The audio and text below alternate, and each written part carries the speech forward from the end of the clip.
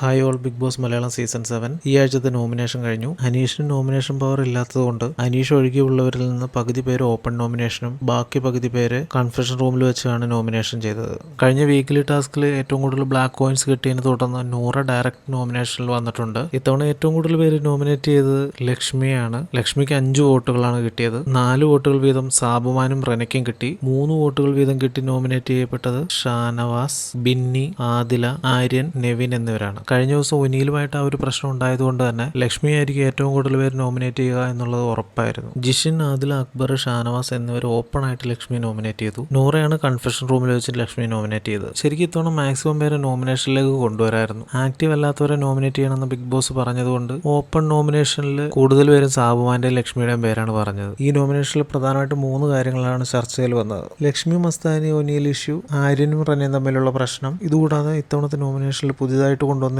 Issue ഷാനവാസിന്റെ അടുത്ത് നെവിൻ മോശമായിട്ട് behave ചെയ്യുന്നു എന്നുള്ളൊരു കാര്യമാണ്. ഈ ഒരു കാര്യം പറഞ്ഞ് ഓപ്പൺ നോമിനേഷനിലൂടെ തുടക്കം കുറിച്ചത് ആദിലയാണ്. ഇന്ന് നെവിൻ കിച്ചണിൽ നിന്ന് മല്ലിയില എടുത്തപ്പോൾ ഷാനവാസ് അതിലിടപെട്ട് ഒരു വഴക്കായി. നെവിൻ ഭക്ഷണം കഴിക്കാനിരുന്നപ്പോൾ ഷാനവാസ് വന്ന് മല്ലിയില തട്ടിയെടുക്കാൻ നോക്കിയപ്പോൾ പാത്രം താഴെ വീണ് പൊട്ടിയതോടുകൂടിയാണ് ആ ഒരു പ്രശ്നം വഷളായത്. അതിനെ തുടർന്നാണ് ഇപ്പോൾ നെവിൻ വളരെ മോശമായിട്ടാണ് ഇവരെല്ലാവരുടെ അടുത്ത് പെരുമാറുന്നത് എന്നെല്ലാം പറയുന്നത്. ഷാനവാസ് പതിവ് പോലെ ഈ പറഞ്ഞതിന് ബലമേകാൻ വേണ്ടി മറ്റു പലരുടെയും പേര് ഇതിന്റെ കൂടത്തെ ആഡ് ചെയ്യാൻ ശ്രമിച്ചു. ഒനിയിലിനെയും അഭിലാഷിനെയും പിന്നെ ജിസൈലിനെയും ഒക്കെ പല കാര്യങ്ങളെയും കണക്ട് ചെയ്ത് ഇതിലേക്ക് ആഡ് ചെയ്യാൻ ശ്രമിച്ചു. ഷാനവാസിന്റെ ഇങ്ങനെയുള്ള അലിഗേഷനുമായിട്ട് പൊരുത്തപ്പെടാൻ വളരെയധികം ബുദ്ധിമുട്ടുണ്ട്. കാരണം ഇത് ജെന്യൂനായിട്ട് പറയുന്നതിനേക്കാൾ ഉപരി ഇത് ഗെയിമിന് വേണ്ടിയിട്ട് കാര്യങ്ങൾ എടുത്ത് യൂസ് ചെയ്യുന്നതായിട്ട് മാത്രമേ ഇതിനെ കാണാൻ പറ്റുള്ളൂ. ഷാനവാസ് മല്ലിയില എടുക്കാൻ പോയപ്പോൾ പാത്രം വീണ് പൊട്ടിയത് പുള്ളി ഫുഡ് സ്പോയിൽ ചെയ്തു എന്നുള്ള രീതിയിൽ പുറത്തേക്ക് പോകുമെന്ന് വിചാരിച്ചിട്ടാണ് ഇപ്പൊ അതിലും വലിയൊരു പ്രശ്നം എന്നുള്ള രീതിയിൽ നെവിനെ ഈ രീതിയിൽ ചിത്രീകരിക്കാൻ നോക്കുന്നത്. ശരിക്കും പറഞ്ഞാൽ ഷാനവാസ് ചെയ്യുന്നത് ഒരു മാന്യതയില്ലാത്ത പരിപാടിയാണെന്ന് തോന്നി. അതിഗംഭീര പരിപാടി എന്തായിരുന്നു വെച്ചാൽ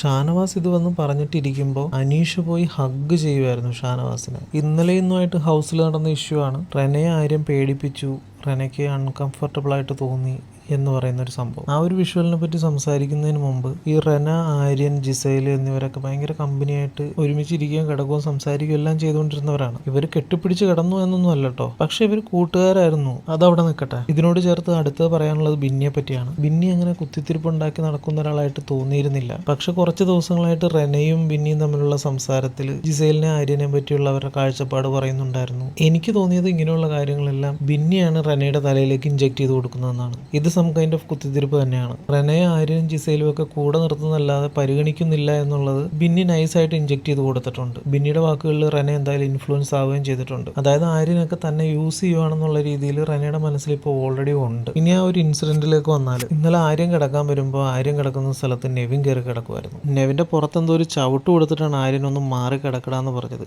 എന്നിട്ട് നെവിൻ അവിടെ തന്നെ കിടക്കുമായിരുന്നു. അതുകൊണ്ട് ആര്യൻ തലയണ എടുത്ത് ഓപ്പോസിറ്റുള്ള ഒരു ബെഡിലേക്ക് പോയി കിടക്കാൻ നോക്കി. ആര്യൻ അവിടെ പോയി കിടന്നു കഴിഞ്ഞപ്പോൾ നെവിൻ പതുക്കെ എഴുന്നേറ്റ് മാറി ഒരു ബെഡിന്റെ അവിടെ പോയി കിടന്നു. ഈ കാര്യങ്ങളെല്ലാം നടക്കുമ്പോൾ റെന ഇതെല്ലാം കണ്ടുകൊണ്ട് അവിടെ തന്നെ ഉണ്ട് കേട്ടോ. നെവിൻ അപ്പുറത്തേക്ക് മാറി കിടക്കുന്നത് കണ്ട് ആര്യൻ ആ ബെഡിൽ നിന്ന് എഴുന്നേറ്റ് ആര്യന്റെ ബെഡിലേക്ക് പോയി കിടക്കാൻ വേണ്ടി ബെഡിന്റെ അടുത്ത് എത്തിയ സമയത്ത് റെന ചാടി ആര്യൻ കിടന്ന സ്ഥലത്തേക്ക് കിടന്നു. റെന തമാശക്കാണ് അത് ചെയ്തത്. അതേ രീതിയിൽ ആര്യൻ വന്നങ്ങ് കിടക്കാൻ പോണ പോലെ ബെഡിലേക്ക് അങ്ങ് കയറി കവർ ചെയ്ത് അങ്ങനെ പോകാൻ പോണ പോലെ ഒന്ന് കാണിച്ചു. ആര്യൻ കയറി കിടക്കാൻ പോണ പോലെ വരും എന്നുള്ള കാര്യം റെന പ്രതീക്ഷിച്ചിട്ടുണ്ടായിരുന്നില്ല. അതുകൊണ്ട് റെന ഞെട്ടിക്കാണും. റെനയ്ക്കത് തീർച്ചയായിട്ടും അൺകംഫർട്ടബിൾ ആയിട്ട് തോന്നിയിട്ടുണ്ടാവും.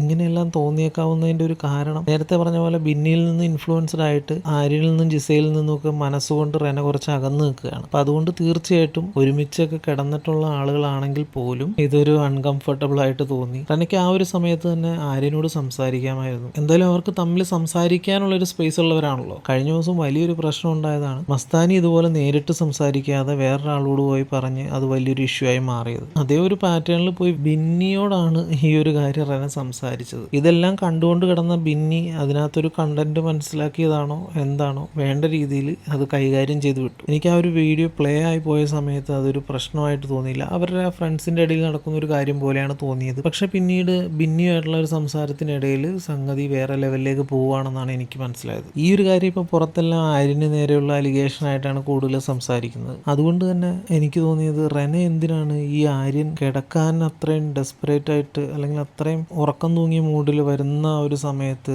ചാടി കയറി ആര്യന്റെ ബെഡിലേക്ക് കിടക്കുന്നത്. ഓൾറെഡി റെന കണ്ടതല്ലേ നെവിനെ ഈ ആര്യൻ ചവിട്ടുന്നത്. അപ്പൊ റെനയ്ക്കും ചവിട്ട് കൊള്ളാനുള്ള സാധ്യതയില്ലേ? തമാശക്ക് ഇറിറ്റേറ്റ് ചെയ്യിക്കാനാണെന്നുണ്ടെങ്കിൽ തിരിച്ച് ആര്യനും ആ ഒരു ഫ്രണ്ട് എന്നുള്ള ഒരു സ്വാതന്ത്ര്യം എടുത്തുകൊണ്ട് റെനയുടെ അടുത്തേക്ക് കിടക്കാൻ ചെന്നത്. ഏതായാലും കാര്യങ്ങളെല്ലാം ചർച്ചയിലേക്ക് എത്തി. ഇന്ന് രാവിലെ അതിനെപ്പറ്റി ചർച്ചകളുണ്ടായിരുന്നു. റെന ഇങ്ങനെ പറഞ്ഞത് ആര്യന് ഉൾക്കൊള്ളാൻ സാധിച്ചില്ല.